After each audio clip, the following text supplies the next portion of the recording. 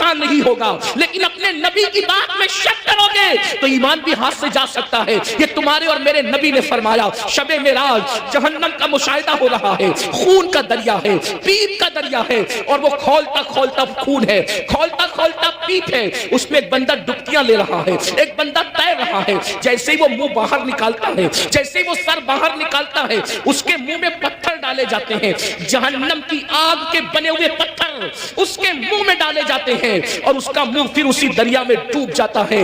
اس پر یہ عذاب ہو رہا تھا، رحمت للعالمین سے دیکھا نہ گیا۔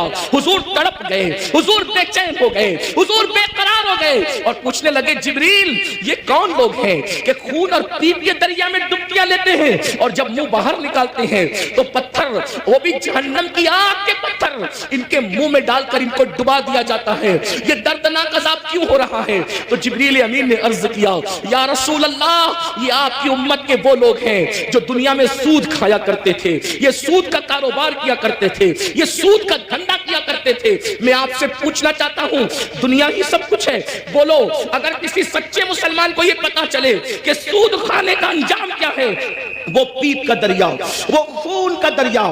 اور خون کا دریا کیوں ہے؟ میں نے غور کیا کہ سود خوروں کے لیے پیپ اور خون کا دریا کیوں ہے، تو بہت سوچنے کے بعد مجھے یہ سمجھ میں آیا کہ سود خور لوگ قوم کا خون چوستے ہیں، قوم کا خون چوستے ہیں، ان کی غربت کا فائدہ اٹھاتے ہیں، ان کی مجبوریوں کا فائدہ اٹھاتے ہیں۔ اس لیے دیکھو قدرت نے ان کو خون اور پیپ کے دریا کی سزا دی ہے۔ اب میں آپ سے پوچھنا چاہتا ہوں، اے سود کا دھندا کر کے، اے بیاج کا دھندا کر کے، اے انٹرسٹ کا دھندا کر کے مالدار بننے والوں، ذرا غور کیجئے، کتنا بھی مال کما لو گے، تھوڑا دھیان دینا میری بات پر، کتنا بھی بڑا محل ہو، تاج محل کی طرح بھی محل بنا لو، جب آخری میں ڈاکٹر کہے گا نا کہ یہ بہت بیمار ہے، اس کے بچنے کی امید نہیں ہے، تو آپ کے بچے، ہمارے بچے کیا کریں گے؟ آپ ہو یا ہم ہو، کوئی ہو، بولو بچے کیا کریں گے؟ اٹھا کے سیدھا ہاسپٹل میں داخل کر دیں گے۔ بتاؤ، جس مال کو اللہ کی نافرمانی کر کے کمایا تھا، کروڑوں روپے کا محل بنایا تھا حرام مال سے یا حلال سے بھی بنایا تھا، لیکن آخری سانسیں کہاں لے رہے ہو؟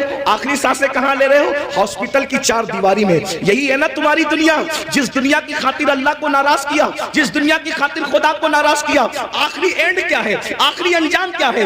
دنیا کے 80% لوگ ہاسپٹل میں آخری سانس لیتے ہیں، اور اکثر لوگ تو آئی سی یو میں آخری سانس لیتے ہیں۔ ہائے ہائے، قدرت کا امتحان تو دیکھو، قدرت کی سزا تو دیکھو۔ یاد رکھنا، بہت کم وہ خوش نصیب ہے جو اللہ اکبر سجدوں میں